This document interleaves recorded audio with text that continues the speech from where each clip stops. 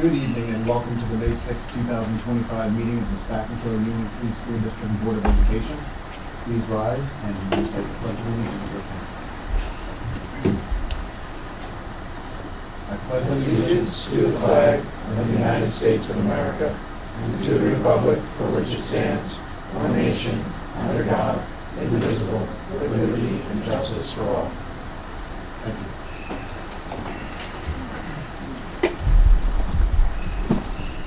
Item 2.01 is comments from the public on consent agenda items. Do we have any public comment on consent agenda items only? Board discussion, anything that needs to be pulled and discussed? Questions, please? Okay, with that, I'll entertain a motion to accept the consent agenda as written. So moved. And a second? All in favor? Aye. Passes 4-0. So that was quick. With the consent agenda, there's 3 fantastic hires that just happened without us even knowing about it, but it's now officially happened. One is a brand new elementary teacher for us. Mr. D'Souza, do you want to introduce him? Sure. So we are very fortunate to be hiring Marissa Miley, who's been our red sub all year. She, just so you know, like the process wasn't a gimme. We screened over 50 applicants and interviewed many and did a demo round. I think by the time the rounds were over, there were 6 rounds to this interview. But Marissa has always kind of had a year-long interview at Hagen and has done a phenomenal job. She's always someone who's willing to chip in, has a great approach with children, and is really a team player, and someone we're super excited to make a permanent part of our faculty. So, congratulations, Marissa.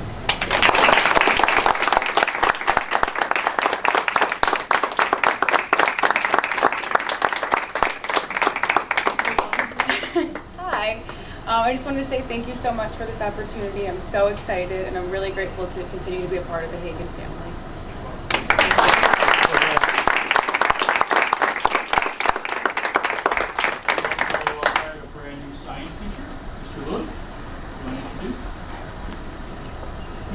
So we are welcoming James Boyd right back here. So he's going to be teaching a number of different science courses at the high school, some electives. He's bio-certified, and out of the entire interview process, the most special thing we recognized, at least for me, I was an English teacher, James, his joy for science just pops and stands out and makes you so enthusiastic about the subject, and it's so natural, and that is what really set him apart from the plethora of candidates that we had, and we are so excited to have him aboard. So congratulations, James.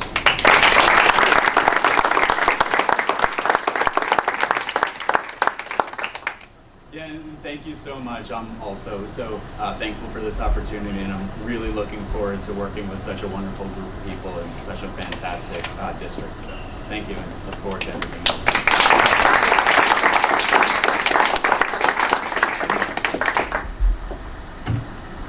Should I sit down? No. And there's one more that we're extremely thrilled and happy about.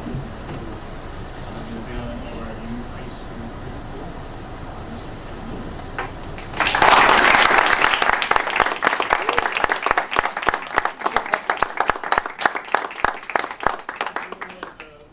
Would you mind introducing you? So before you speak, Sure. it's been fantastic working with Ken. You know, since I've been here, this is now your 6th year. One more week, and the fact that we can continue with him at the high school after he started is just this awesome thing. He's been amazing from the start, and we're really glad that he was interested in the position. Because high school is very good benefit of his presence. 6 years under his belt in the building and now taking over, I think it's awesome for high school. So Thank you.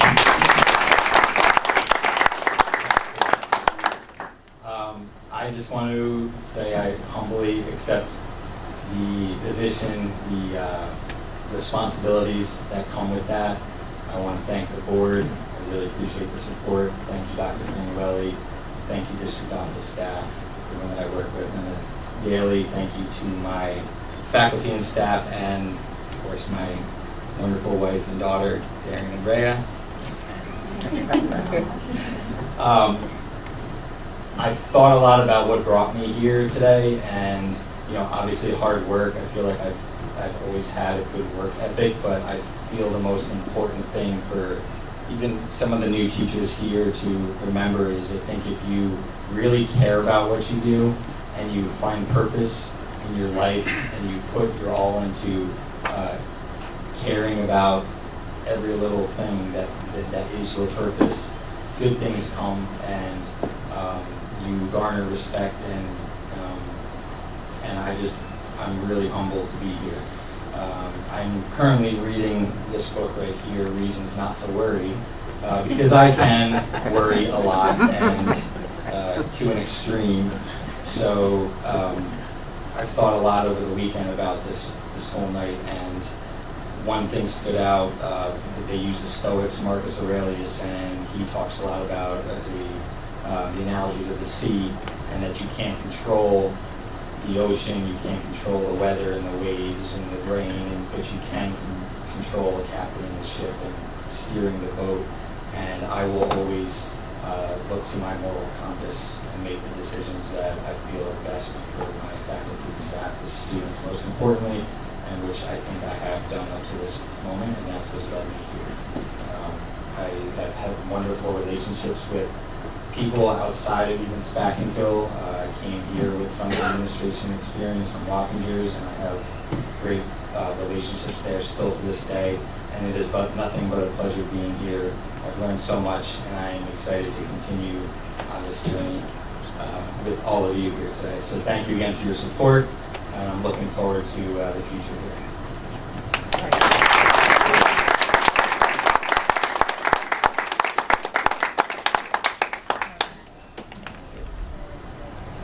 Congratulations. Appreciate all that you do for us.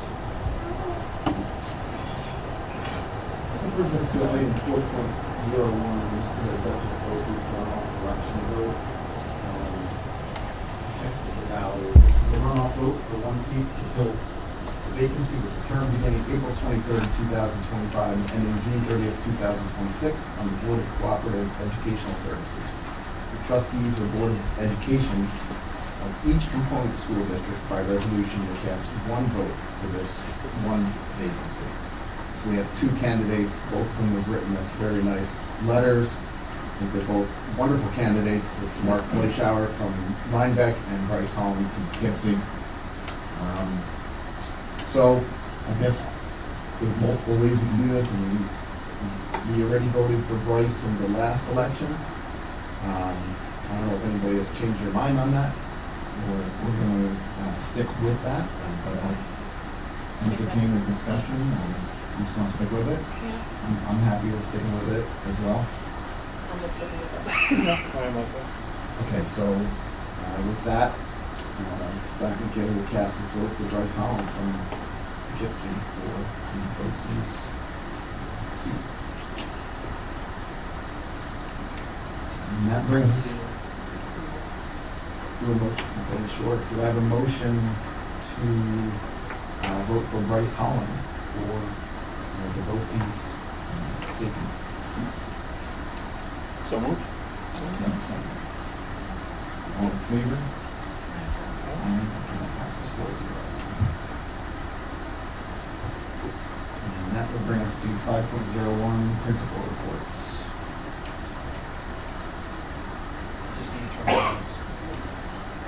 Oh, my apologies. They'll be reporting soon. Okay, 6.01 then is public hearing on the 2025-2026 school district budget. Do I have a motion to open the budget hearing on the 2025-2026 school district budget? Do I have a second? Second. All in favor? Passes 4-0. Do we have any community input regarding the budget? None? Okay. So with that, I'll ask for a motion to close the public hearing on the 2025-2026 school district budget. So moved. Do I have a second? Second. All in favor? Aye. Passes 4-0. Okay, that brings us to 7.01. All principals on this one for the anxious generation presentation.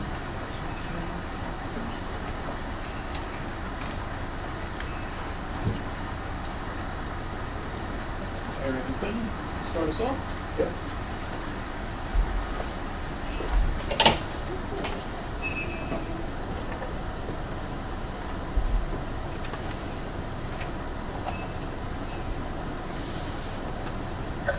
All right, good evening, everyone. I just want to start off by commenting, Mr. Lewis, what you didn't see from up here is he was getting his suit pulled the whole time he was speaking, and he didn't break his speech at all, so that was impressive. So we're here to speak from all four buildings on our work with the anxious generation. Eric, I'm going to hold you for a second. Our guests are welcome to go. I think they want to go, but they don't want to be rude. I was waiting for you to do that. I was going to be the one. They have dinner plans, and we do not want to get in the way of the dinner plans. So congratulations, everyone. Yep. Thank you. Congratulations.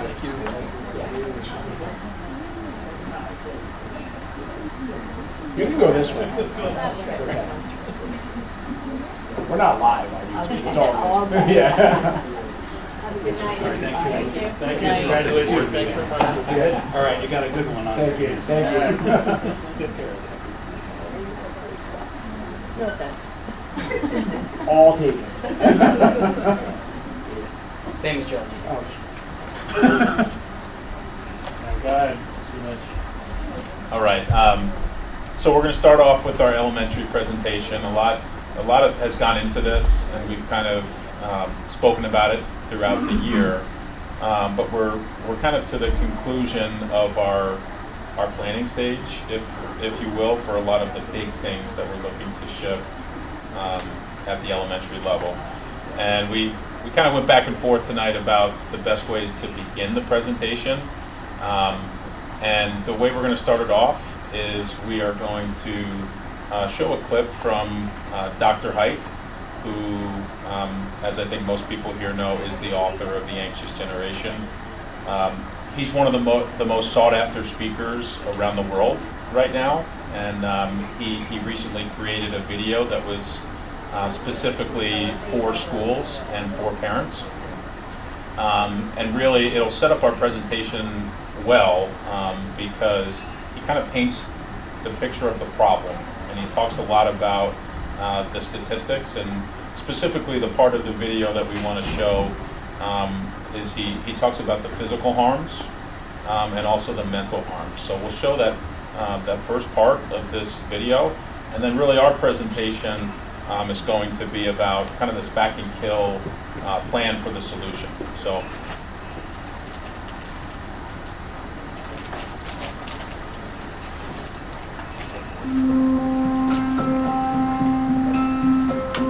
Hi, my name is Jonathan Haidt. I'm the author of The Anxious Generation, The Great Rewiring of Childhood is Causing an Epidemic of Mental Illness. I get invited to speak at schools or parents groups all the time, and I can't always make it.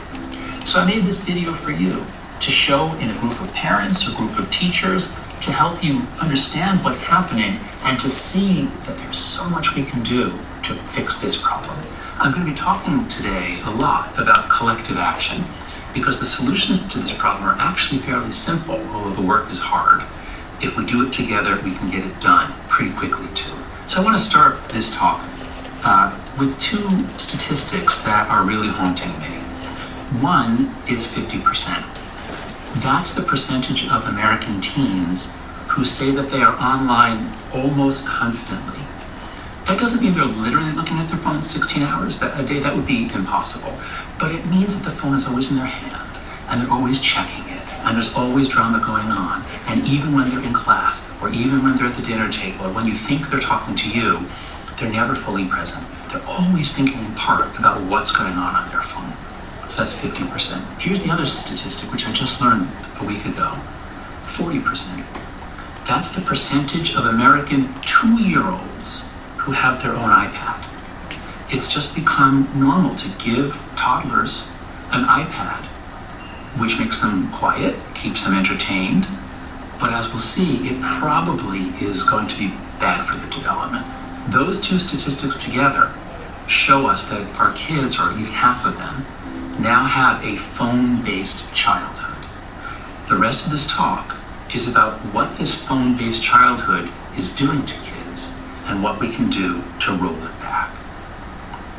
So to begin thinking about this, I'd like you to imagine tree roots. Think about the way that the roots of a tree grow out into the world, and where they go is decided by what they encounter. So in this photograph, you can see a tree whose roots are going out over some tiles, and wherever water is available, that's where they grow and go down into. Here's an image of a tree that grew up behind a Civil War era tombstone, and the tree ended up growing around the tombstone. And I'd like to suggest that in many ways our children's minds have now grown around their smartphones. It's clearly the case that all of us, in using our phones so much, all of us are finding that our bodies are changing. Doctors are finding more cases of neck problems, wrist problems, pinky problems. And this is probably especially an issue if you're young and your bones are growing around the phone as you're holding it. One place where we know that children's brains are growing around their phones is their eyeballs. There's been a substantial increase in myopia, nearsightedness, around the world. And it appears to be because our kids are spending so much time indoors looking at a screen, close up, blue light. And if we would just give them an hour or two a day of time outside, long vision sunlight, we'd cure it. Another example of how this phone-based childhood is changing bodies is obesity.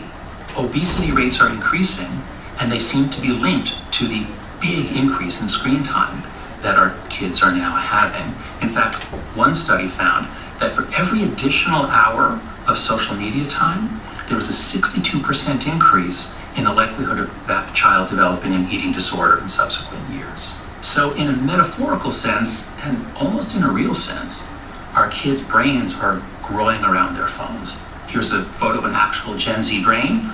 Okay, it's not an actual photograph. I asked the AI to make it for me, but this is kind of what I think is happening. The Anxious Generation tells the story of the great rewiring of childhood, which is a tragedy in 2 acts. In Act 1, we lose the play-based childhood, kind of gradually between around 1990 and 2010. In Act 2, the phone-based childhood comes storming in very, very quickly, very suddenly, between 2010 and 2015. I can summarize the whole book in a single sentence. We have overprotected our children in the real world, and we have underprotected them online. In the rest of my talk, I'm going to cover 6 topics that show what has happened since the Great Rewiring, and then 2 sections on how we get out of it with collective action. I've already talked about a few of the physical harms. Now let's talk about mental illness. I first got into this topic because I'm a college professor. I teach students at New York University's Stern School of Business. I've been a professor since 1995. I thought I knew college students. But the students who began arriving around 2014 were different. A lot of us noticed this. The students coming in then were a lot more anxious. They were more fragile, more easily harmed or offended. Something was different about them. Our intuition was backed up by research a couple of years later.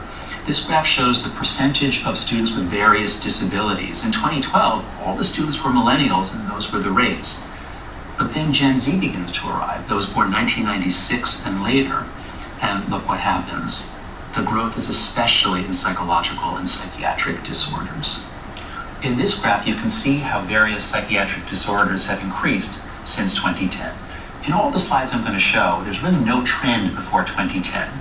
And then you'll see I've highlighted with a kind of a pink box the period from 2010 to 2015 when everything changes. So in this slide, you can see that anxiety and depression have always been the most common reasons why college students come into the mental health center. But you can also see that the levels begin rising in the early 2010s, soon after 2010, and that now almost a quarter of our college students have an anxiety disorder. When we break up these data by generation, what we see is that it only really hit the youngest people. Older people didn't all become depressed in the 2010s and 2020s. It was something that hit Gen Z and a little bit the later millennials. The millennial generation was born between 1981 and 1995. And whenever we look at anxiety or depression, we always find a sex difference. Teenage girls have higher rates of internalizing disorders, anxiety and depression primarily, and whatever it is that happened in the early 2010s, it hits girls harder than boys. As you can see in this graph, rates of depression rise very sharply in the early 2010s for girls. There's a real elbow, kind of a hockey stick shape. Boys are up a lot too. I don't want to make it sound like this is only hitting girls, but boys start at a lower level. So the increase among boys is not quite as dramatic. Among girls, around a quarter to a third are having anxiety issues or depression. And we can also see in this graph that COVID was really just a blip.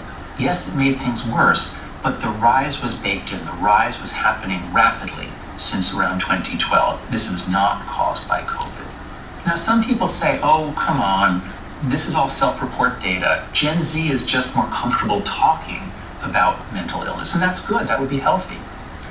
But if that were the case, then we would not see the same pattern, the same sudden increases in behavior that was not self-reported. But we do.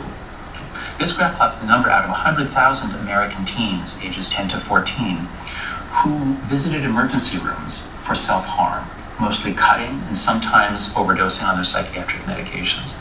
As you can see, no trend before 2010.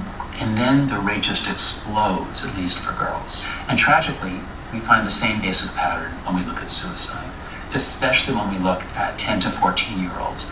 What we see is that the rate is way up for both girls and for boys, and this really begins in the early 2010s. In fact, there was a 67% increase just from 2012 to 2013. So this trend shows up in behavior. It's not limited to what teens are saying about themselves. And it's not just us. This is what really shocked me. This is what made me change my research. I was all set to write a book on what social media is doing to democracy. I was going to just talk about what it's doing to teens in America in the first chapter. But as I was writing that chapter, and I collected all the data from all these other countries, I realized, wait a second, this isn't just an American thing. Something is happening to kids around the world, at least around the developed world, where we have good data.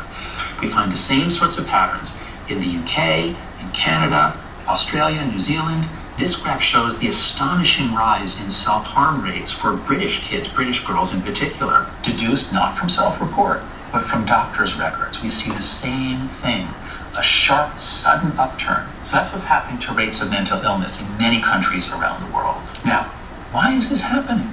So we have a global mystery.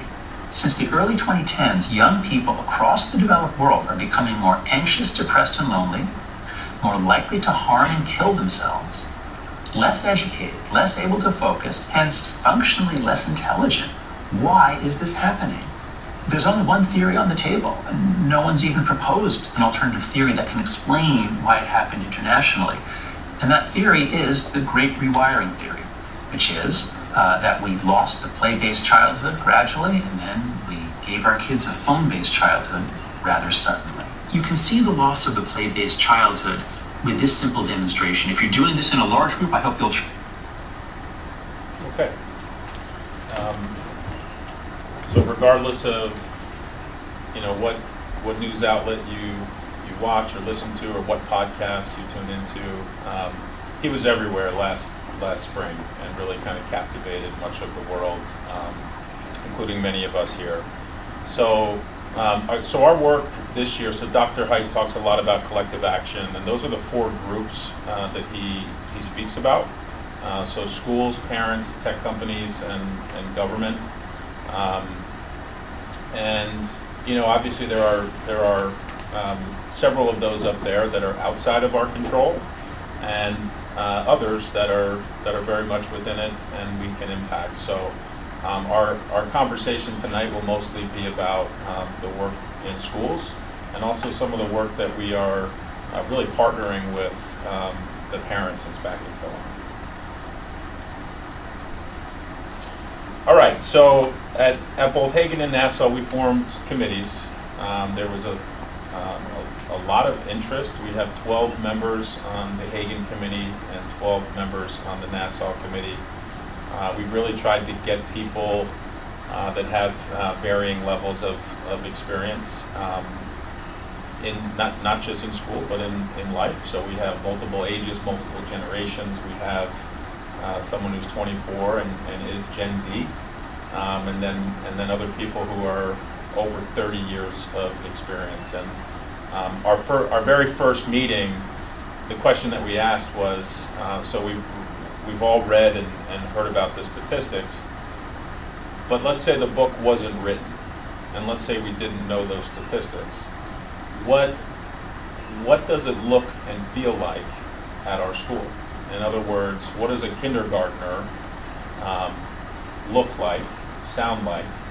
How do they interact with us now compared to years ago? And we kind of created this list with the hope that, okay, if this is the perceived problem, how do we go about kind of attacking that? And the list that we came up with were decreases in impulse control, problem-solving skills. The next one was a big one. I hear that one a lot from parents as well. How to play or occupy time. In other words, kids don't know how to be bored anymore. And that turns into, actually that last one, a decrease in creativity. Struggles with conflict resolution, both fine motor and gross motor skills, and curiosity. And the next step was creating our goals. So a lot of the book kind of focuses on two main things. One being the smartphone and what you can do in schools with the smartphone. And we can talk about kind of our school rule at the elementary level. We felt that wasn't our focal point. It's more than in the past have smartphones, but our school rule of off and away in their book bag or in their cubby or in their locker, like at Nassau, pretty much solves that. We don't have kids with phones at lunch. We don't have kids bringing phones outside to recess. So within the school day, we felt like that really should be our focus because that's not the major contributor to some of the things we're seeing. So we kind of focused on these goals. How do we improve mental health? How do we increase student achievement? And how do we increase the probability that students will enter Discover mode, which has a definition on the next slide.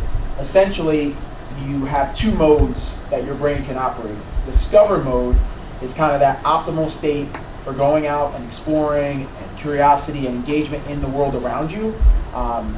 They're usually open-minded, curious, they like to explore new adventures, they take on new challenges. It really is risky play, taking risks and doing things that are maybe outside of your comfort zone.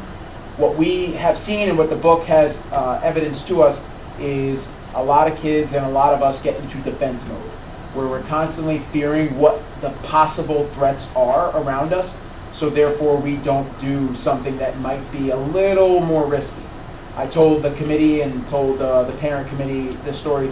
I live in a cul-de-sac kind of neighborhood off of Vassar Road, and me and my two daughters were riding their bikes. The younger one wanted to continue, the older one did not. And I was at this crossroads, who do I make upset? So the older one told me, I'll just ride home by myself. Now, it wasn't that far, but it was far enough where I wouldn't be able to see her. And if I continued on the path, I was just gonna go with the 3-year-old. So I said, okay. After reading this book, I was like, you know what? I'm gonna give it a try, go. And the whole time I'm with the younger one, I'm petrified that if something happens, my wife is gonna kill me.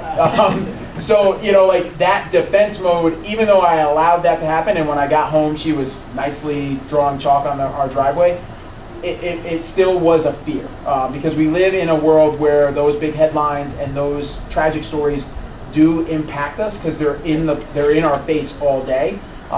So, we automatically go to that. That's kind of our, instinct, if you will, to survive. So, we wanted to increase the probability of Discover mode within reason at school. So we focused on those goals.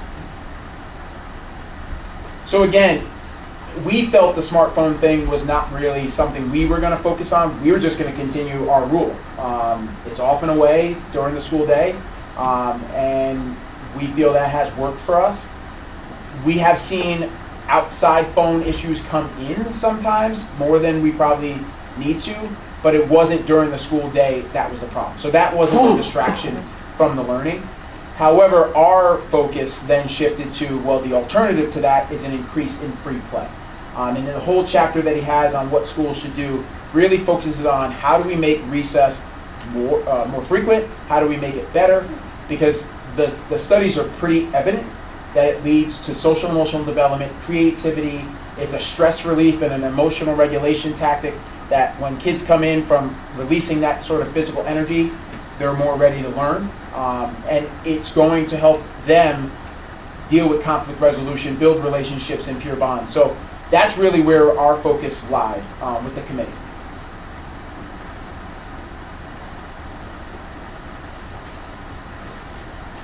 All right, so as you can imagine, with the committee of 12, so we read particular chapters in the book, and one of the final chapters is a list of suggestions, research-based, that Dr. Hite lays out. But we decided to go farther than that, and with the 12 committee members, we took all of his suggested interventions, and we also allowed people to bring our own thoughts and our own ideas that were particular to our community, and we had a very large list. Some of them were more. We talked a lot about the two words that our discussions kind of centered around were impact and feasibility, and some things are high impact but very low feasibility, and vice versa. So we obviously wanted the interventions to be high in both. And so we wound up in a place where we did wind up going with 3 of Dr. Hite's suggestions. And we'll start off with the first one, which is more recess time. So I think before we kind of, talk to you about the plan, I think it's important to kind of understand what currently happens. So, at Nassau, we have about an hour for lunch and recess. And depending on what the weather is, and depending on what's being cooked for lunch, and depending on how quick people are moving on a given day, it's really possible that on some days a student might get 15 minutes of recess, and it's also possible that they get 20, 25 minutes, depending on all of those variables. No one on the committee was satisfied with that. However, we are not blind to all of the obstacles that are in the way, and at the end of the day, students are there. One of the reasons, obviously, is to learn academics, and that is a big part of our day. And so we talked about how do we do both, and then it kind of shifted towards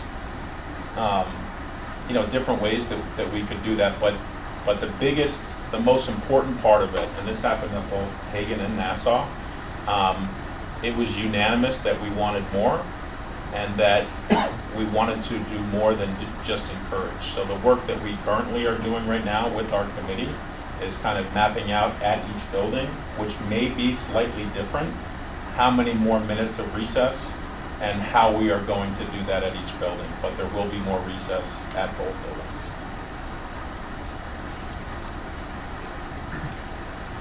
Another unanimous decision from the committee was to install some sort of play club. He talks a lot about this in the book and the chapter. It's connected to the Let Grow project that he helped found. Essentially, it's opening up the playground either before or after school. We're kind of leaning after, based on equity and giving kids an opportunity to be there and play. And it's very much an opportunity for kids to enjoy the playground in an increased role. Increased time, overtime, so no screens, no structured sports, just imagination, fun, go. We kind of tilted our recess rodeo this way this year. Usually, I think I spoke to this at the board meeting, but it's good to repeat. Usually recess rodeo was direct, explicit instruction on recess games that can be played by the adult, leaving about 3 minutes to play. And we decided, that's not, we're reading this book and we're doing this, let's flip it. And we said, we're going to post the rules, go. And it was phenomenal. The kids had a blast. The adults were told, you're lifeguards, you only come in if needed. And that kind of gave them the autonomy to figure things out, and they had to dabble in 3 different areas. So this play club will kind of function that way. Parents would have to sign up. They would agree to a certain pledge that they know their kid's going to maybe have some conflict or some resolution skills, like they're going to have to navigate this on their own. They're not going to be completely unsupervised, but the supervision will be much more like lifeguard. We're only going to step in if there's a dangerous situation there. So it would be an opt-in after-school program, but something that, again, the logistics of which we need to kind of function through. If all 368 students at Hagen want to join, we can't do that all at one time. But how do we make that equitable and how we make it work for everyone? So that's what we're working through right now. Yeah, just to add with this section a couple things. So as Mr. D'Souza said, it will be open to all students. But the other thing, which goes against a lot of what traditional schools do, is throughout the book, Dr. Height's very emphatic about multiple ages playing together. And we have a habit of, all first graders eat lunch together. All second graders go to recess together. They see each other in the hallway and at assemblies, arrival and dismissal.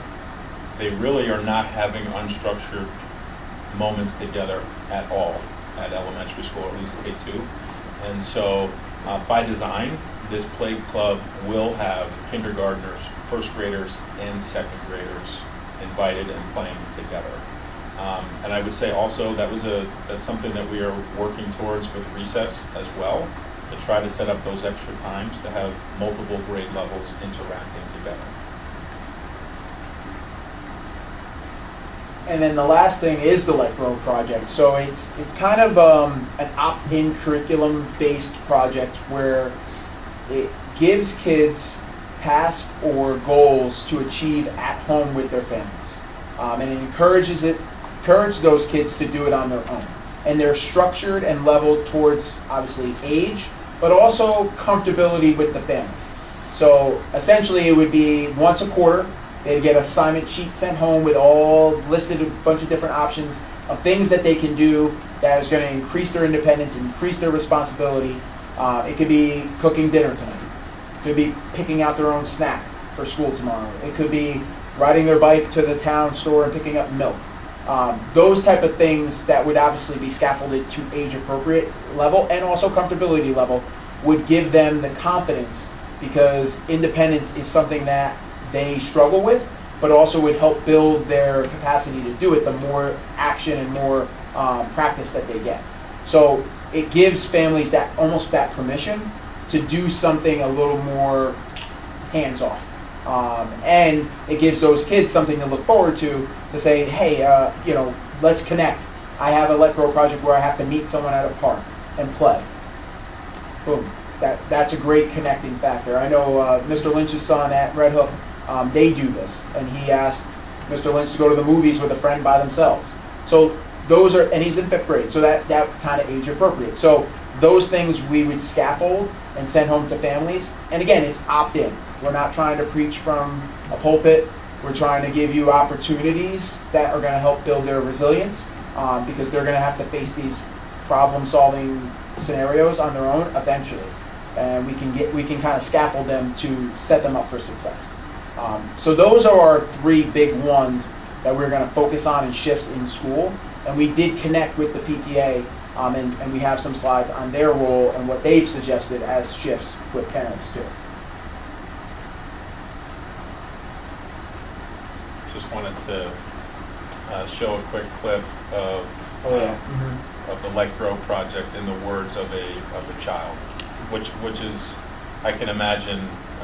Mr. D'Souza talked about my 5th grader. He had a teacher who was kind of piloting this. He could totally be in this video and would agree with a lot of it.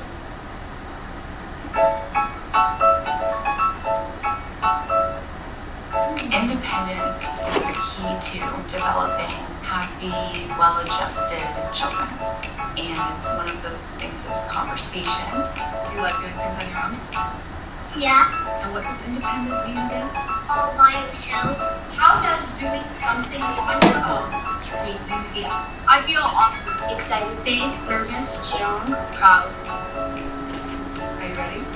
yes. Why do you think it's so hard for parents to let kids do things on their own? Because they think that they don't have the capability to do things that they can. This is a story about all I can do. And it isn't just me. It's her, him, them, you. Who thinks it's fun to be independent?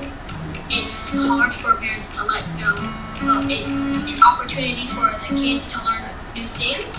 They grow up. It's scary for parents. Doesn't mean to think outside of the box. I think Let Grow has been very pivotal in helping kids develop self-esteem at our school. So tell me what you did for the Let Grow project. Our Let Grow projects focus on us being independent. I did my homework all by myself. For the Let Grow project, I made walking my sister at home by herself. And what grade is your sister? Kinder. I like to help because it makes me feel like I matter. I did a lemonade stand. How much did you make? $50. I made eggs for my family. What kind of eggs? Scrambled. And I learned how to use the stove. And I did it by myself. For my Let Grow project, I tried to pick up a grasshopper because I've been scared of my wine and I just wanted to take a switch to one. I babysat my brother. I set up a tent. I went grocery shopping alone. Would you say that you're still afraid of bugs? No. What's nice about this is that it's tangible to them. I want to try to invent something. Everything starts with their ownership, their interest, their development, and then it grows from there. I trimmed the bushes. I opened a coconut. We wrote a poem. Its name is Independence. It's something you should know. And once you have a taste of it, you'll want more. And then you'll grow. According to my notes, you were going to wash your mom's car. How did that go? Yes, it was way too cold outside to wash the outside, so I ended up doing the inside. So just in case the plan A fails, you always want a backup plan. Independence can be tricky in lots of different ways, but you have to keep on pushing through. It's sort of like a maze. Are you going to get it right the first time? No. No, but does that mean we give up? No. Would you say you're resilient? Yeah. By opening those conversations about independence, children can dream bigger. I see things on the other side of our fence, of my street, our town. I need to know what happens there. I want to look around.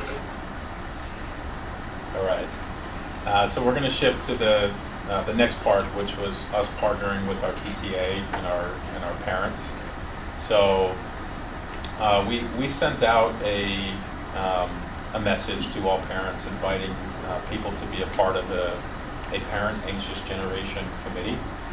And we've had three meetings, and we have about, I would say, 25 to 30 regulars, which is a really large group. There's a ton of passion centered around this. And we actually asked the group to read chapter 12, which is what can parents do? And so this slide shows what Dr. Height has in the book, but what was pretty neat is our Spack and Kill parent group kind of put together a Spack and Kill version of that. And I'll just go through it quickly. So the first one is unsupervised free play with kids of mixed ages, which we also talked about in school. They have already organized several events for people and kids and parents to get together in the community. The next one is funny, but maybe a bit sad. Normalizing unsupervised play in the community, and there were many stories from people that sat in our groups that talked about, hey, if I let my kid go down my street, someone's calling the police on me because it's not normalized. And so we talked about kind of really just communicating with the neighborhood that to kind of talk about kind of the shifts that are happening. We talked about different ways that the school and the parent group can connect community members. There was a bunch of passion in different areas, so we actually and we have a large enough group to kind of attack different areas. So part of our work will be forming subcommittees, and then the last part is really the education piece. People aren't going to make any type of changes or shifts if they don't understand the purpose and what they can do about it. And really that committee, the expertise that showed up to that meeting was really incredible. We have several parents who have volunteered to do different presentations, including things as simple as, hey, how do we put restrictions on our kids' phones? So if you want to have a phone for a middle schooler, how can we control it appropriately so that they can use it appropriately? And then the last thing that I'll just close with is, this is not a SPAC and kill thing, and we view that as a really good thing. There is an international kind of movement towards this, and one of the creators of the Let Grow project with Dr. Haidt is he's an evolutionary psychologist out of Boston College. His name is Peter Gray. He wrote a book that is often referenced called Free to Learn. And they're actually, just as an example of one of the things that we're going to try to connect with through this community on May 17th, the exact thing that we are doing here, he is trying to do internationally with parents from different groups. So our hope is that we can have our SPAC and Kill group participate in this and similar things.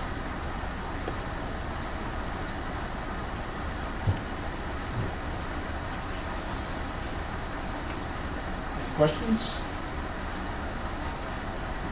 We could have the secondaries go and question at the end, or if you want anything specific. Well, just one quick question. So this is all still in the planning stage, right? You mentioned that at the outset. Have you experimented with any of this? You mentioned putting the rodeo, the bike rodeo, but any other sporadic, experimentation? Not particularly with the 3 goals that we are focusing on, besides the recess rodeo where we kind of get a little more hands off.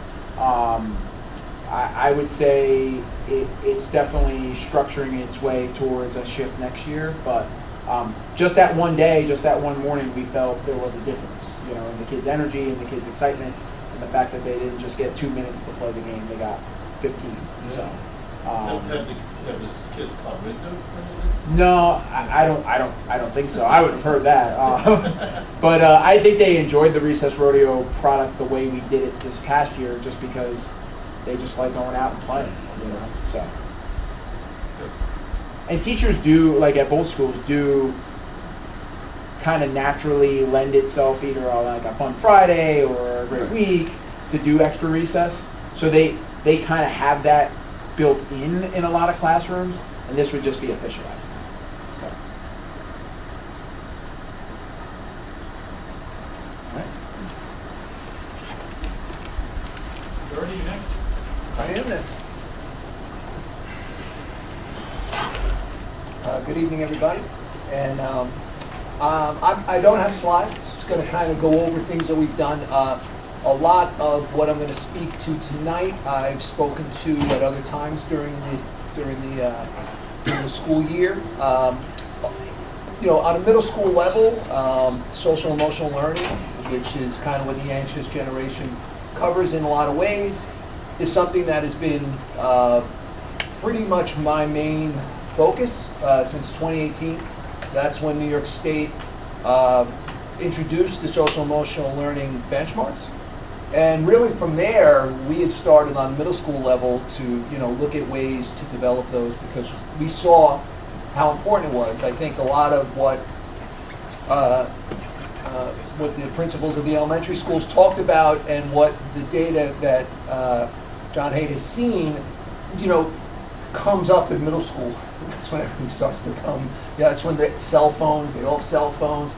That's when a lot of changes are going on, and I think a lot of behaviors that that begin to show themselves later on really start to show in middle school. So I think middle school for many middle school educators has been a place where this has been evident for a while. The pandemic only kind of made that even more evident, and we saw that too. But we had seen that, we've been looking at this work since 2018. So I'm just going to go over. There's probably about 15 different things that are part of what we do to work at improving mental health, at increasing student achievement, and at, like I said, keeping kids in discovery mode and keeping them out of defense mode. A middle school is like the golden opportunity to do those things, and I feel very proud of Todd Middle School. I think that our middle school really has a culture of choice where people can do different things, they can try different things, they can be who they want to be. Vital. And it's a safe school, and it's safe. Anybody who's been through middle school, anytime you ask somebody, oh, you're an educator, you're a principal, oh, middle school. Everybody has that same reaction because everybody goes back to their own experiences in middle school. So, but I have to say that, my experiences in many different districts and schools, I feel very proud of the work we do. And I feel proud of that. And when I say the work we do, the we is the staff, the students, parents, everybody involved. So cell phones, which is a big part of the Anxious Generation's data and book. As you guys know, I have been attempting to eliminate cell phones from the middle school for a number of years. We have done a really a nice job along the way. The students have continued to respond in good ways. I think if the governor's new mandate stands for us, the shift isn't that far, because what we're doing is pretty close to being somewhere else. They keep them on them. We try to get them off them. Basically, that's the difference. But we really don't see them during the school day.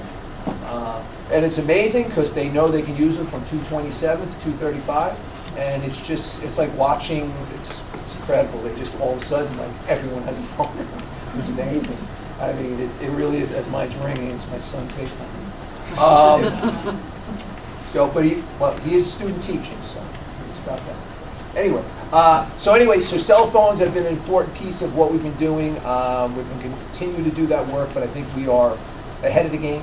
And any kind of cell phone mandate that does come down the way, I don't really see it being that big of a hiccup here, because we are already well down that road. Recess was a big piece of what they spoke about, and we have a robust recess here. So recess is like vital to middle school, I know, because we haven't had it for the last 2 days because of the rain. So I'm well aware of how much middle school students need recess, and they have choice. I think last year we were talking about different ways, because there's some students who don't want to go outside, some students who do, and we kind of looked at. I floated some ideas, and parents let me know what they thought of some of those ideas.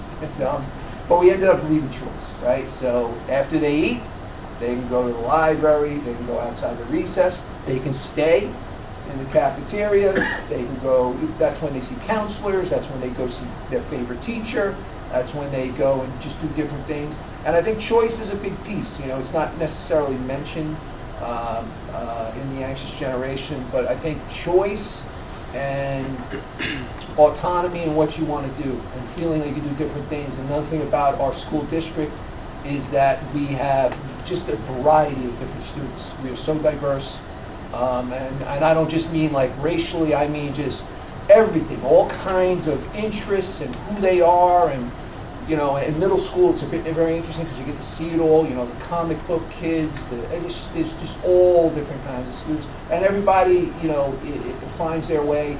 And for middle school, kids are really great at respecting each other. But getting back to recess, so recess is an important piece. The Positivity Project has been, I think, a really a vital piece of students, giving students permission to learn about what it means, what positive attributes are. You know, it's easy, you can look at all the stats about what's wrong. Sometimes it's hard for people to articulate what's right, and what it looks like, and how that happens. And Positivity Project is a for me, I think it's a great way of attacking those things in a way that it's just the daily, you know, it happens every day, and the students respond. They don't know they're responding because it's kind of like, you know, it's kind of like, you know, pebbles in or rocks in water. You know, they get worn down, and that's what the P2 does. It's just every day. It's like a tide coming in and out of them, you know. And we did I'm going to share this at a later board meeting, probably not until next school year, but we did a survey of the students. We did a survey of the staff on Positivity Project over the last month and a half. And first question was to students. Remember, this is 10 to 14-year-olds. We asked them, do you think what we learned in the Positivity Project is important and worthwhile? And we had 3 degrees of agreeing and 3 degrees of disagreeing.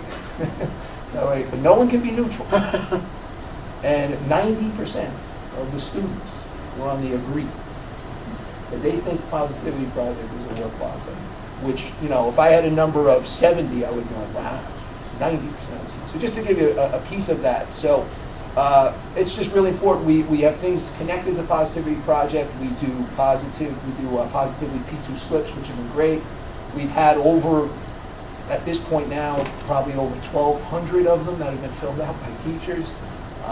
And the students get a project book bag, and a staff member gets a parking spot near the building.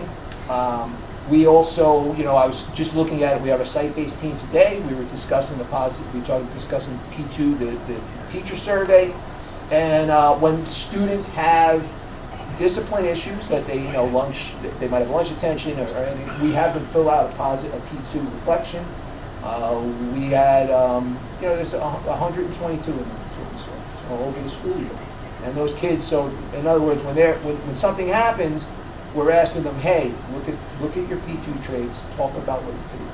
You know, those things wouldn't have happened in the degree they are without the Positivity Project. AVID is another important thing. You know, we've talked about AVID at board meetings before. We're exposing kids to trips, to colleges. They speak at assemblies. We just had the high schools go on a canoe trip. It's just a way to really expand what students can do, give them a piece of what their future will look like, and it's just a great program. Music, the music program I've talked about here is tremendous. I don't know if there's a lot of data about it, but I know that students involved in music, students involved in sports, students involved in after-school activities it is a tremendous help to them in practically any way you can think of. I mean, a million of them. And even though those are organized sports, as any coach will tell you, there's a lot of disorganization in between the organization. That is all really important stuff. Anybody who's an athlete knows what I'm talking about.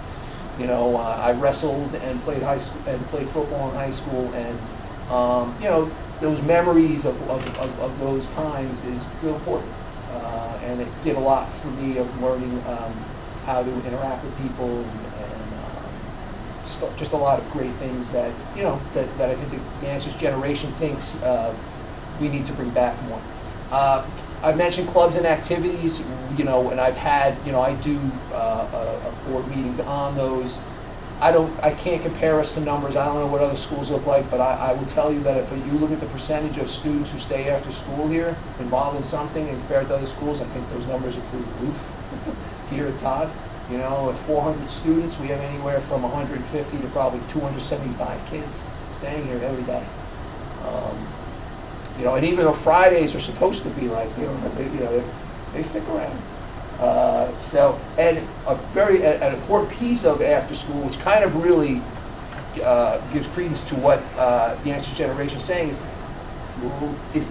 so at 3 o'clock after school officially ends, but the buses don't pick the students up till 2:45.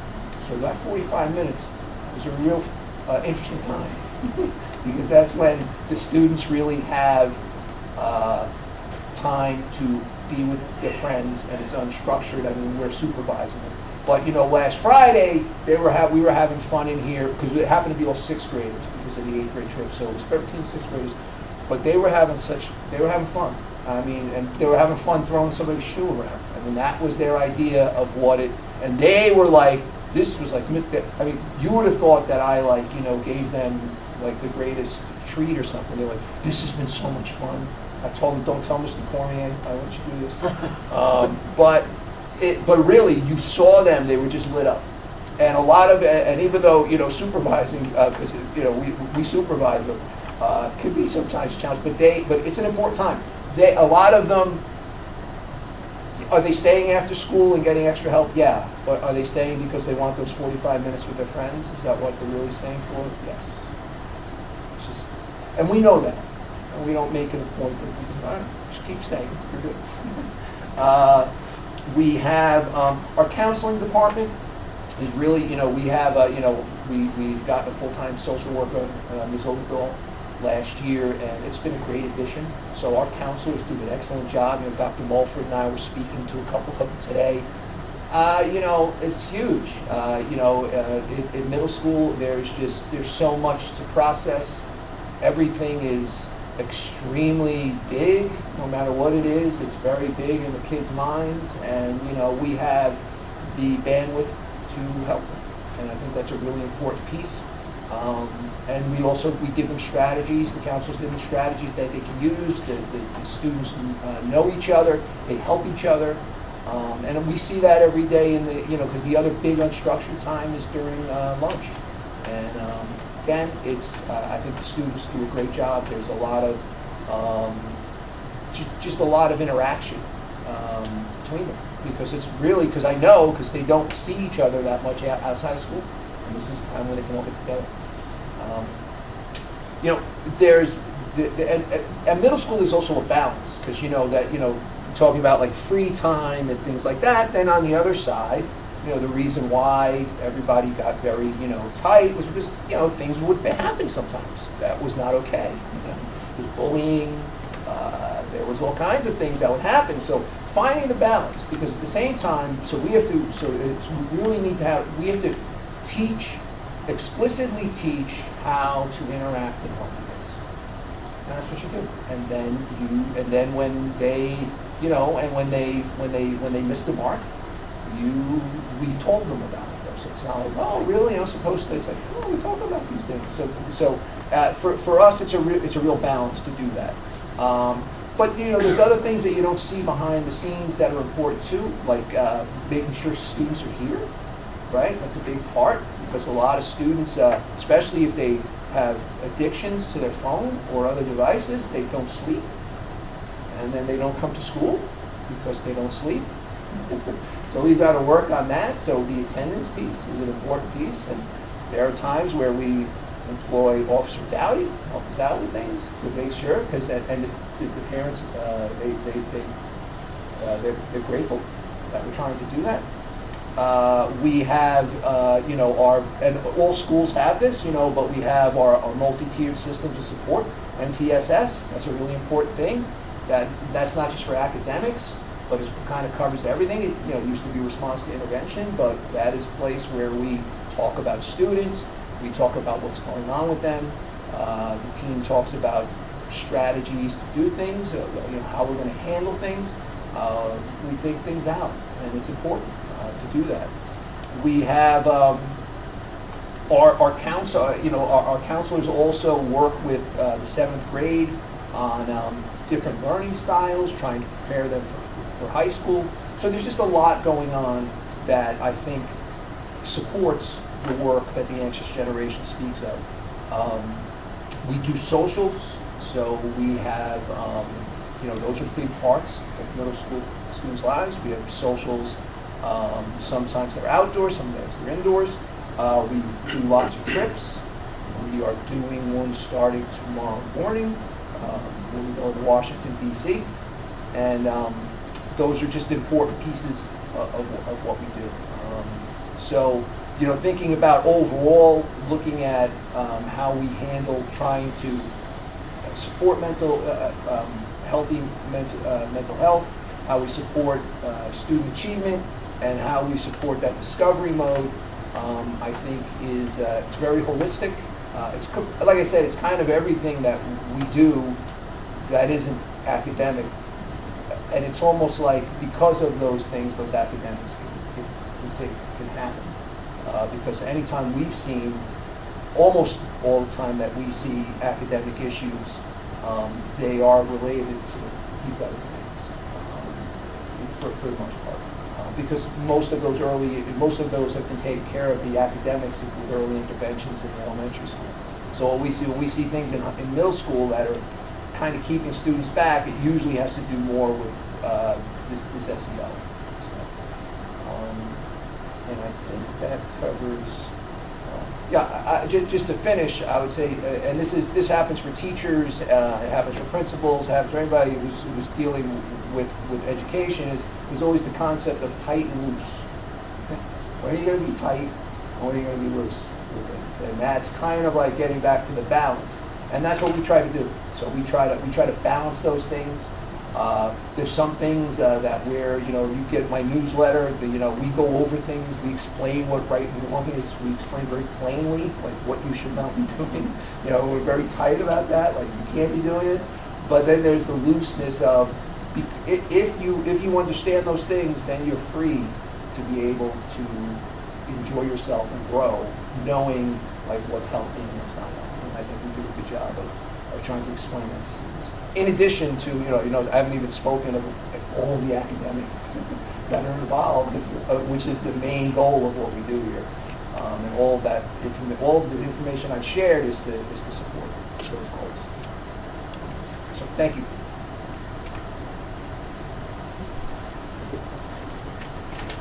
Question? Good? Okay. So I guess it's a good thing you were approved tonight, so you can give the principal. Pressure's on, right?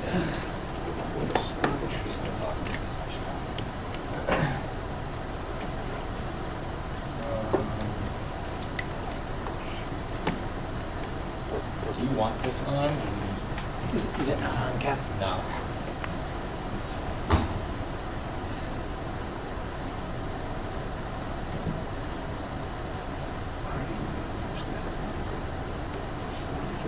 So he's there. All right, before I begin that presentation, I want to go over a couple of dates. We have our two concerts, Monday the 19th and Wednesday the 28th, and also our prom at Villa Borghesi's on Friday the 30th. It's just for everybody to mark them on their calendars.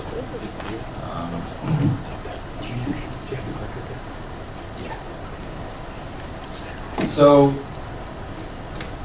I don't want to be repetitive with some of the things that we've been talking about, so I apologize if part of the presentation is some background information. But when we were starting to have these conversations about this book, Anxious Generation, at the high school, it didn't come as a big surprise to most of us. We've been dealing in secondary with mainly cell phone issues for quite some time. So we tried to think about ways that we could change some of the culture. And I do think society-wise we are getting there. Even in my own life, I'm a parent of a 4-year-old, and we're just trying to figure it out like most people are. But I pulled my phone out before, and my daughter whispered to me, "Phones are bad for your brain." That's one of the things we have to live with them, and there are many people that would argue they're great, and socially it makes people more connected, and there is truth to that. But I think we have to start teaching from a very young age this information that we are now just kind of recently discovering.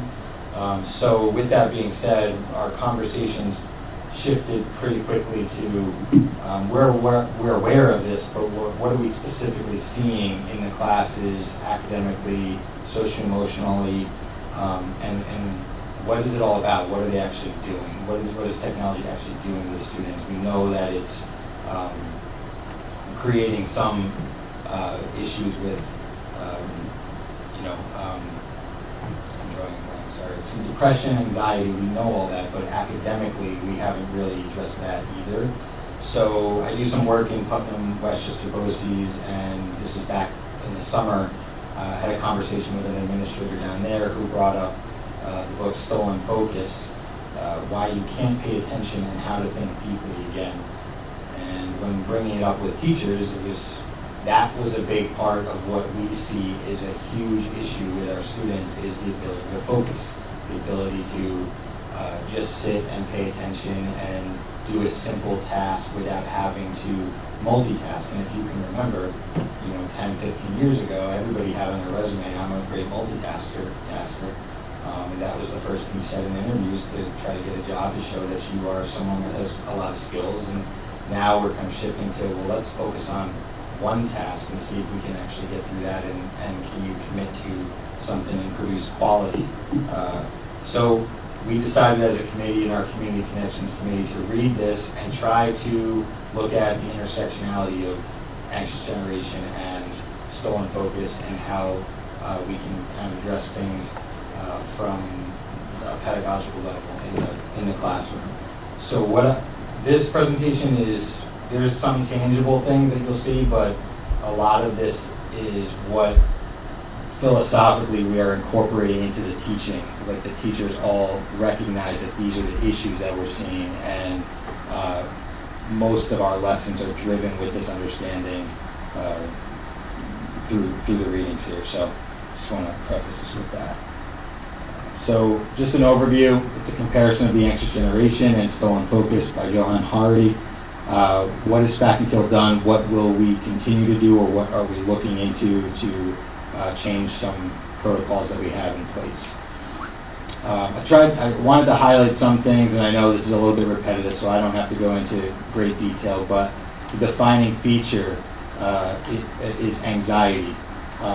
There's a pressure to succeed, a constant bombardment of information, changing expectations, and I know this is what social media and technology is doing to individuals. It's making them compare themselves with individual achievement, comparing themselves with others, and it's also creating a lot of fear of the unknown, fear of falling short, inadequacy. Then on the flip side, what the other principals here spoke about, modern parenting. We live in a world that is much different from 20 years ago, so it's hard to really try to be that exact type of parent, but we want to set high expectations, but with that, a lot of us are sheltering our children from failure and stress. We don't want them to experience ACEs, because we've also been educated on that. And a lot of the times when you become inundated with some of this type of research and science, like adverse childhood experiences and the information we're getting from Anxious Generation, you become kind of, you've had enough of it. But you have to remember that that just means you're pretty highly educated at that point, and you've seen it so much and you've been exposed, and now we want to talk about what we're doing to change it. So, parents using technology as pacifier, we've talked about all this before. So this is Anxious Generation in a nutshell. But Stolen Focus takes that concept and then shifts to, well, what is causing the issue? And what the research is showing is that it's really driven by focus. And when we look at our students today, that is the highlight of what most of our issues are, if you separate the social piece from the academic piece. It is the ability to focus. It's deteriorated due to pervasive influence of technology, constant digital distractions, doom scrolling as they call it, and our ability to concentrate for extended periods is diminishing. So what large tech companies are, I wanted to bring this up too, just kind of from an educational standpoint, just to put out like what is actually happening. Large technology companies are exploiting psychological vulnerabilities. They're using algorithms. I'm trying talk directly to parents. They're using algorithms if they're not aware to trap children into doom scrolling. That is how these companies are making money, and they are they're saying that that's creating community, but it's also continuing revenue and continuing with engagement. What that is leading to is a group of beings that are overstimulated. They're constantly looking for stimulation because of the addiction to the phone. Loss of focus not only impacts the individual, but the structure of the society. People are less able to engage in thoughtful reflection and deeper understanding of the world, which is at the crux of a high school curriculum. That is our end goal. We are trying to produce engaging, thoughtful reflection and deeper understanding of the world. This goes into the point of our Community Connections Committee, is to try to get kids to understand each other more. Again, where the tech companies would come into place is they would say that we are helping people understand the world better by being socially connected through technology. So it is a pretty vicious cycle, but I want to shift back to the attention. So this is a little bit direct instruction from the book. What Johann Hari describes is there's 4 layers of attention, and this is something that we will look to incorporate into the education in the school to show students, really identify how attention and attention spans work. And if you can put a label or identify what it means, it helps a child, it helps an adult identify with that. It helps them understand this is spotlight. And this is not like the scientific term, but this is this author's understanding of trying to describe what attention is. And spotlight, focusing on immediate actions, narrowing your focus, which is when you're in an academic setting, what our teachers are trying to get students to do is focus on the immediate task. And then when you expand that into Starlight, you focus on longer term goals. Of course, that's going to be, your four-year goals as a student in the school. How can you become a great community member here? You lose sight of your longer term goals if you become distracted. Daylight, focus that makes it possible for you to know what your longer term goals are. And stadium lights is our ability to see others, hear each other, and work together to formulate and fight for collective goals. So all of that is layers of our ability to pay attention. And it starts with a very simple task in front of you. And that is our challenge, and that is our charge for our students in the school. This is just kind of, if you looked at that circle as a child today, our anxiety and our focus, constant stream of information, endless notifications, hyperconnectivity results in a loss of focus. Needing to stay connected, needing to be constantly on, constant comparisons results in a very high level of anxiety, a high level of feeling not good enough. So main points from the 2 topics: anxious generation still in focus. Technological environments we inhibit are largely responsible for our negative outlooks, and our hyperconnectivity not only makes people anxious but actively undermines their ability to concentrate, leading to a vicious cycle. So what do? Our goal: to disconnect and reclaim a space for uninterrupted thought and relaxation. Of course, we are going to look at government mandates and see what's happening with technology, but at the core, what our teachers want is to create uninterrupted thought in their classrooms with each other, with the students, and create environments where there is relaxation, where there is an opportunity to take in information and to learn together without all of this minutia in our heads about what could possibly be going on our devices in our pockets. So some things we've discussed and we have implemented: establishing clear cell phone policies, a big one in the high school.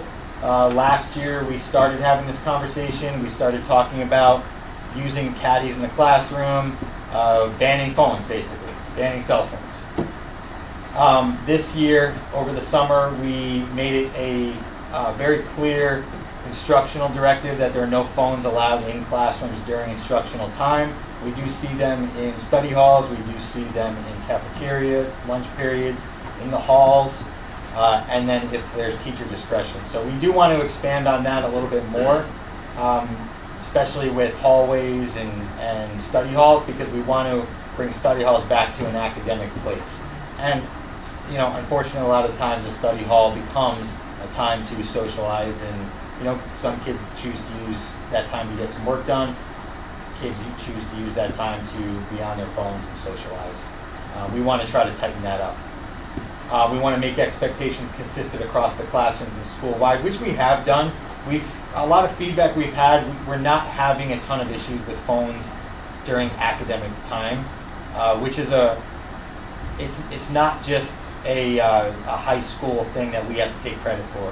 There's a bigger conversation going on in the home, parent involvement, that students are more willing to accept that too.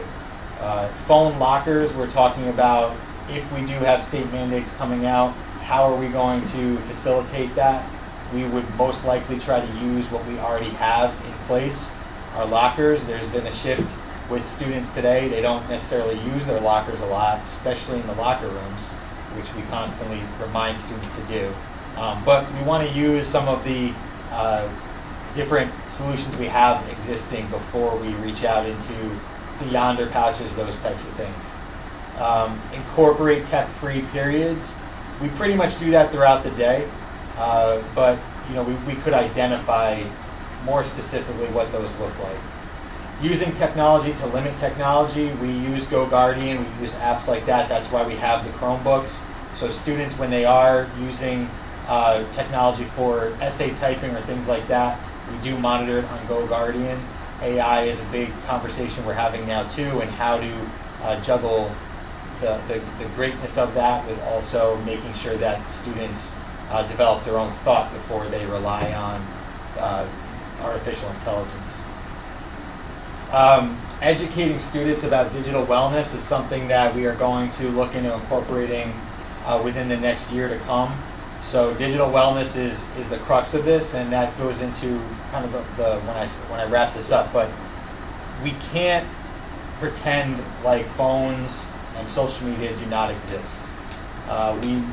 We may want to in a perfect world, but that's not the world that we live in.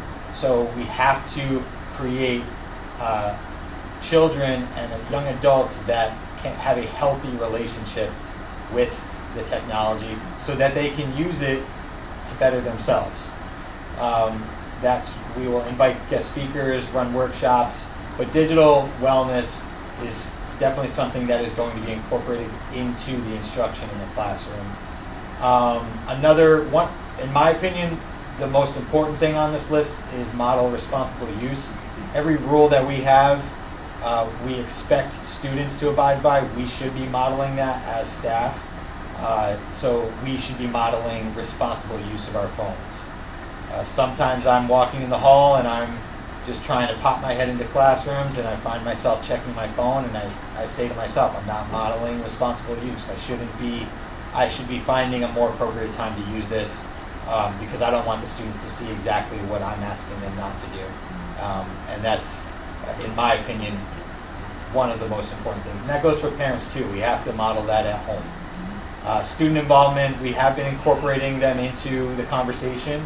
We are looking at letting them design awareness campaigns because there is a lot of buy-in from students. They are recognizing it at this age that it is an unhealthy thing. And of course, parental involvement, making sure our parents are involved and they're receiving instruction. This, in my opinion, is parental involvement, and that's part of the reason why I'm doing a little bit of a lecture here with some information just to kind of give them some foundation to where some of this research is, and some bullet points and some factual data that they can go to without looking at through pages and pages of information. So, Spack-and-Kill High School's focus moving forward, I think it's an appropriate night too. Again, thank you everybody for the appointment. this would be my vision for this particular topic, and I know that the staff supports it. Digital literacy, mindfulness, time management, and empathy for others. I do want to read a little statement that our Community Connections group developed. So as we continue to integrate technology into every facet of our lives, it is essential that we as educators and leaders recognize both the benefits and the challenges that come with it, particularly in relation to student cell phone usage. While these devices are a powerful tool for learning and connection, we cannot ignore the growing evidence that excessive or unmanaged use can negatively impact our students' social, emotional well-being and academic performance. And it goes in the academic performance piece, we believe, specifically tied to focus and attention. Many of our students report feeling increased anxiety, distraction, and social pressure connected to constant connectivity in social media.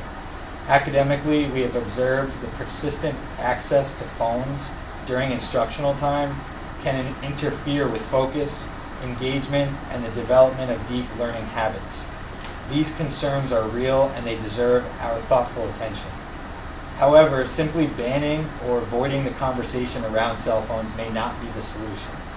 These devices are an integral part of the world our students are growing up in, and it will be vital to their future personal and professional lives. Therefore, it's our responsibility not only to set appropriate boundaries within the school environment, but also to teach students how to manage their digital lives in a healthy, balanced, and intentional way. Our goal is to, of course, accept state law and guidance, but to also partner with families in the community to guide students in developing responsible habits that support both their well-being and their learning. By fostering digital literacy, mindfulness, and time management, we prepare our students not just to succeed in school, but to thrive in a connected world. So just going back to this is kind of a map of where we're headed. Some of it we have already implemented as far as just expectations for the devices, but we really want to explore and go deeper into the digital wellness piece and the education and modeling that in the school with some concrete, tangible things. So, and we're just asking for parent support in that too. We have had a lot of feedback from parents. Many of them are opposed to banning of phones, and our staff and our teachers do see why that makes sense. Many of our staff are parents themselves who believe that too. So there is definitely an argument for both sides. We will respect and honor whatever laws come down from the state, but we will not forget that this is our charge, to make sure that students can be healthy with it and grow into members of society that move us forward in a healthy way, not in an unhealthy way to deal with it, because it's not going away.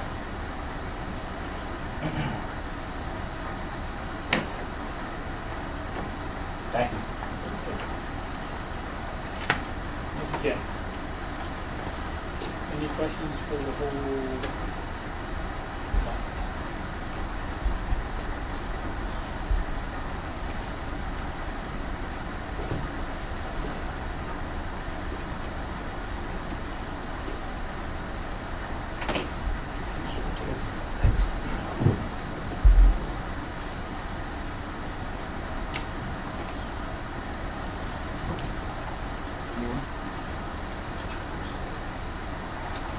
Just a quick question for Ken. You referred to the Community Connections Committee. Who's on that committee? How did that come about? Did that pre-exist, this process?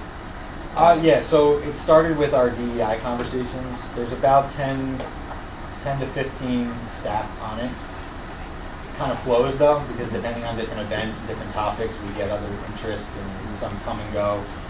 It's like an amoeba, so. Kind of an ad hoc committee that. Yeah. So we just kind of felt like if this is something about our school culture, what type of vehicle can we use to start that conversation? So we went to that committee. I see. Yeah. Thanks. Yeah, I'd like to thank you all for such a thorough presentation. Just such an issue that I know I look over at you all the time with this. stuff. The difficulty for the parents, for the kids, for educators, for administration, I mean, it's just, I can't even put it into words that are any better than what you all already explained to us, so we do need to work on it though. That's what I know, and I think we've got a good track starting to set up here, and we appreciate all those efforts in establishing that.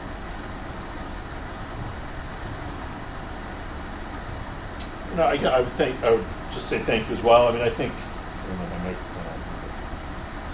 there are only a few of us here, so you can hear me anyway.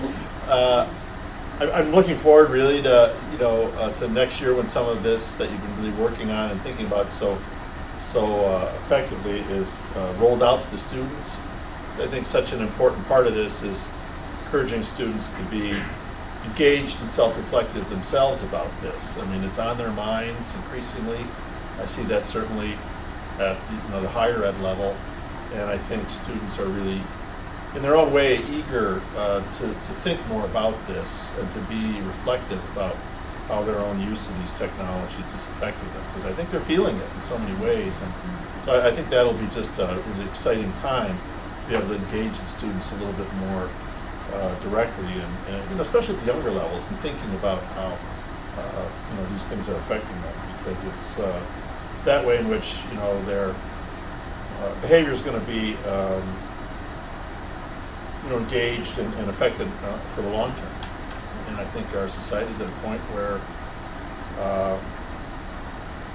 it behooves everyone, to just address these issues in a proactive and thoughtful way. And I'm excited to see younger students be pointed in that direction. So it should be an exciting time next year to see how the students respond to this.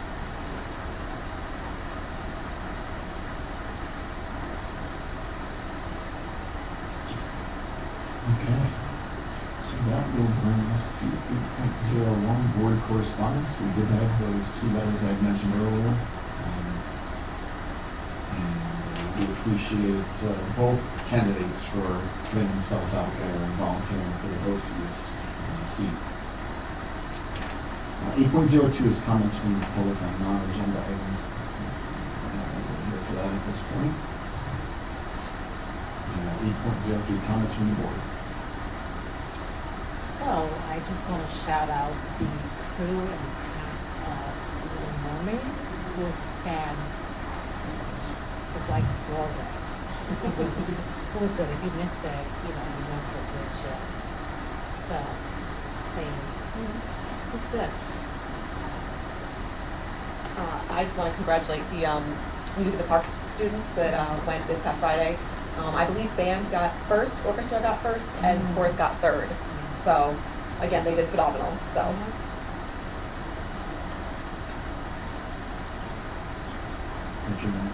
No.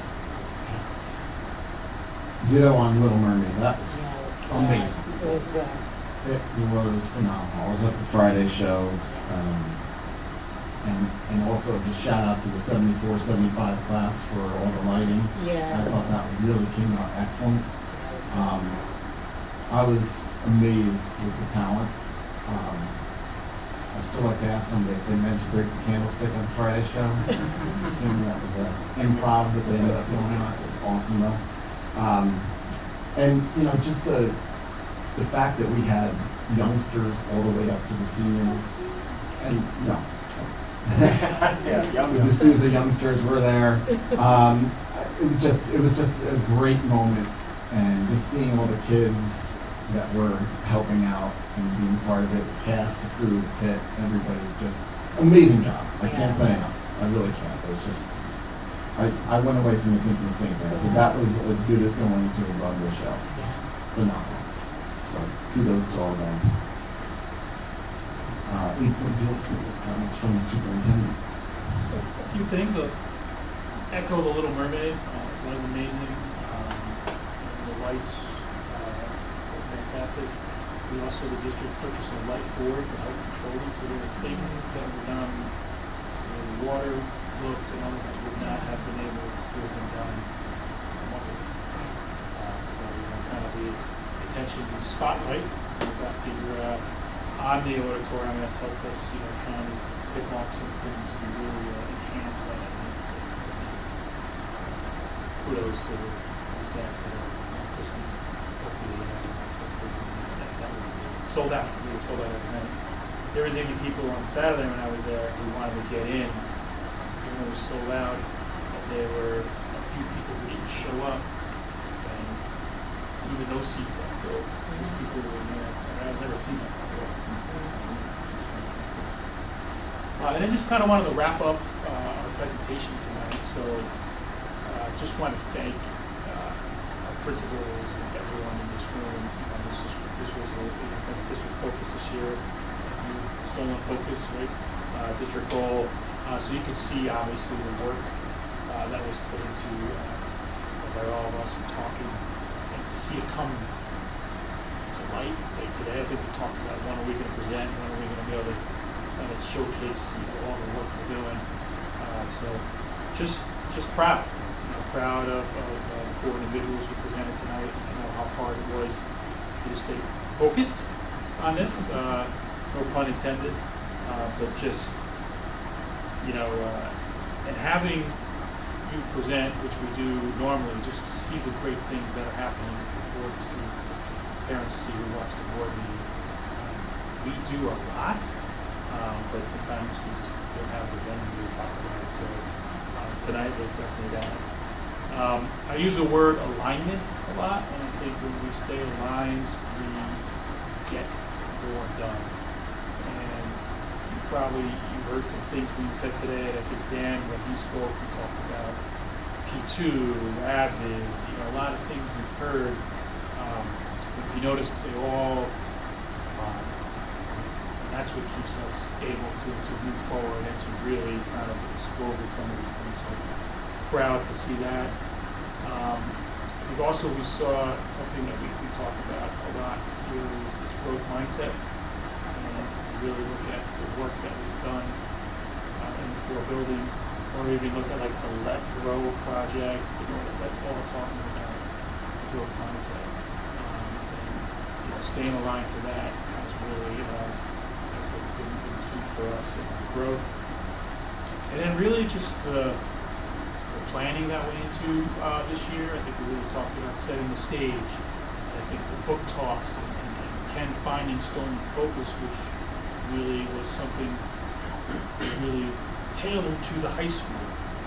Just having the conversations, building the awareness, and having the forethought that you guys had changed some of the cell phone procedures ahead of time to really kind of get us going. And I don't know who said it, but you said it. It seems like the students get it, and there's a little shift in society. Don't sell yourself short. That's because of all the work done in order to make people understand. And because if we would have said no cell phones or this or that a few years ago, a year and a half ago, it would have been different. But we built the awareness, and that's where this book has really helped us. And there's pros and cons. And you probably find some things in the book that maybe you don't agree with, whatever. But it just gave us framework to have the conversation and really to talk about what we are seeing, not necessarily what the book sees or talks about, what we are seeing. And to close kind of what we talked about, Eric and I were abroad and we see that they're talking about the same stuff. Just powerful stuff. So thank you everyone for your presentation tonight, and more to come. All right, thank you. So that brings us to 10.01. I'll ask for a motion to adjourn the meeting. And a second. All in favor? Passes 4-0. We'll see you next time.